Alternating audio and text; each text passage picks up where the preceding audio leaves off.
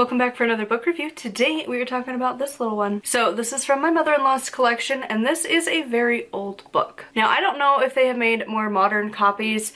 There's not like a whole lot of discussion on this book, to be honest. So this one, I didn't know that this was a thing, but it is, and I think I might have mentioned this in the TBR that I did for this month, but it is a paperback library copy. So I don't know exactly what that means. But here you can see it on the title page here, or the publication page. For the library, I don't know. But this copy is from 1968, so it's definitely old.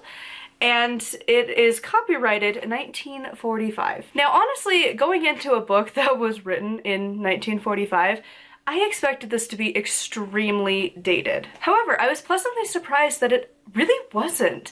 There's a few things here and there that honestly made me chuckle, because it was like, the birthday examples. They were for like, I don't know, like January 10th, 1909. And I'm like, ooh, that was a while ago. That was over 100 years ago. Just little stuff like that, that it's like, I know it's silly, but it's just so weird to see. And it wasn't like, it was just a year. It was just a time. And in the 40s, being like, yeah, being born in 1909 was fine. Like, it's just one of those things where it's like you don't really think about, and it'd be the equivalent of an author saying today, you know, your example birthday would be, you know, October 3rd, 1993. And you'd be like, yep, that totally makes sense. But then years later, those years are just gonna stand out even more. Like, I don't know. I am just always fascinated when it's like, just commonplace to mention numbers that are over 100 years old, and it's like, wow, what a world. So this book didn't really feel dated outside of that. The writing still felt pretty coherent, like it didn't, sometimes after a while, books as they age become less coherent as the verbiage that we use change over time. This still feels pretty easy to read, and I don't know if maybe they had updated it a bit in the 60s edition, but it still reads very simple, very easy, and honestly, I feel like the author had tried to write it in a way that was accessible to the majority of people, and of course there's little things like talking about the occult and how it's like this new thing, and like they called it like we're in the space age, which is like, I haven't heard that phrase in a long time, because now it's like the digital age or the internet age, and then space age of like the 60s. I don't know if that was in the 40s or if it was in the 60s, because I feel like it was like in the 60s that it was like all things space, but maybe it was the 40s too. I think the 40s, I'm thinking of the World Wars. But besides the point, the information in this book, while it is incredibly small, there's a lot of good information in here. Now honestly, I'm extremely new to numerology. I don't use it that often. If I need to look up a number, I Google it, and then I just roll with like the top 3 results on Google and just kind of compare and contrast. And then there's some like Facebook groups and Instagram pages that I follow that post different things, and it's like, all right, cool, but that's about as far as it goes. And I know that I have looked up like my like birth year thing, where you add your month, day, year, add all of those numbers up, and then that final number you add it until it gets to a single digit. So if it was like, I don't know, 3 and 3, like 33 or something, you do 3 plus 3 and then it would equal 6, right? But that's about as far as my numerology experience has gone. I focused on other things in my craft, and so I didn't know a whole lot going into this, but there's actually quite a bit. It obviously talks about that one, and then the majority of this book is really just explaining what your results would be. So there's not a whole lot of like diving into why these matter, but it just tells you what you get. And honestly, for a book this small and this old, I'm surprised there was that much information, and it still kind of holds true. So I did it for my birth year. I'm a 6, and so I was like, that's pretty accurate. All right.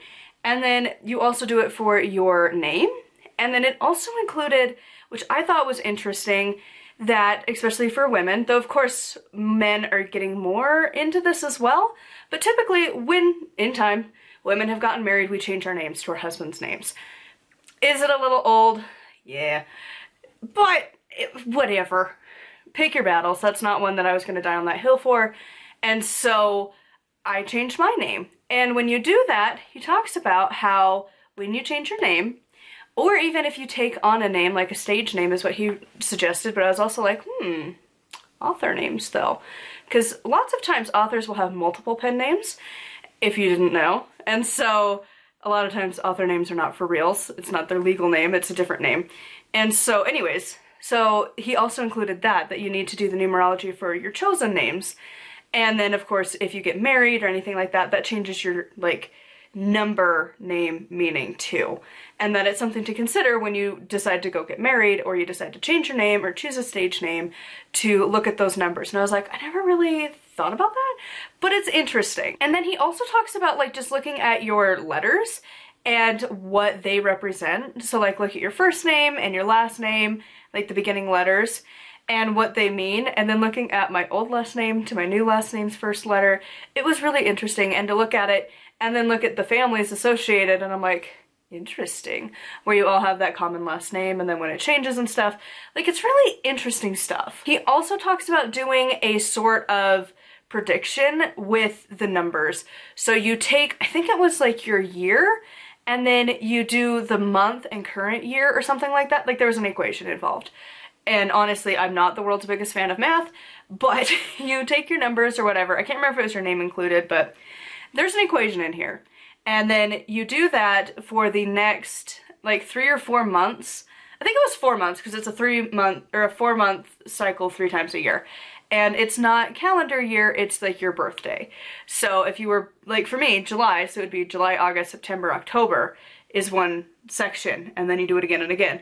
Which was interesting because that is my writing goals, is to take 4 months per book, starting right around my birthday. The month prior is June is when I'm planning on it, because that's when my adventure in all of this began officially. And so like it was just weird to be like, oh my god, I had already been planning on that, but then he mentions that. I'm like, because yeah, every 4 months is when I'm planning on working on a book and getting it released.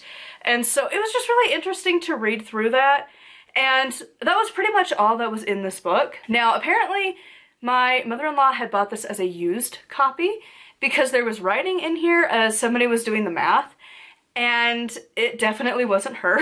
It wasn't her birthday at all. It was like February 22nd, 1930. And they were doing the math through it, and you're like, oh my god, who are you? Like, it was so much fun. Is it silly? Yes. Is that person probably not here anymore? Yes. People born in the 30s are quite rare, let alone, like, they might be there, but they might not be completely coherent because they're in their 80s, and, but probably pushing 90s if they're, like, born in, like, 1930. Well, at least getting there. I just look at decades. I know somebody commented about that in my last video, but, like, I look at decades because that's how I had to do the math quickly when I worked in medical. 1970s, you're pushing 50. 1980s, you're pushing 40 now. Like, that's the decade that you're aiming towards and what testing we had to do. So when I'm looking at the 30s, it's like, oh my god. So anyways, so that was the only kind of like fun little like thing that I found in this book. My mother-in-law didn't write anything in here, but it is interesting to compare ours because me and my mother-in-law had the same birthday, obviously different years. And so it's just kind of, I don't know, it was an interesting book. And I wish books still cost this much. It was 60 cents, which is like, dude, do you know how many books I could get for 60 cents? That would be amazing. Instead of like $20 to $30 per book. But anyways, this book was really small, but honestly, I feel like as somebody new into numerology, this is a great resource and is a great little like pocket guide just to like quickly find the answers. The next book that I have on numerology is pretty big, but I feel like this is like, honestly, I mean, it says modern, it's getting old, but I feel like it's still honestly a great resource. I don't know that it's still in print, to be 100% honest. Goodreads struggled to find this, because normally when I go to my Goodreads and I keep track of my books, I will just cover search, and it could not handle this one at all. So I had to actually like look it up by the title and author, and then it found it. But that kind of clues me in that this is probably not in print anymore, which is a bummer. I'm not sure, it could be, but it is definitely a great resource if you find this at like a used bookstore. I would definitely say it's worth getting, simply because it's so simple. It's not really overly complicated, and I think the author did that on purpose. There are plenty of numerology books that are huge, But I feel like as a beginner just starting into it, this is a fantastic little book. So anyways, that is going to be it for Modern Numerology. I would love to hear your thoughts on this. Have you ever even heard of this book? Have you ever seen it before?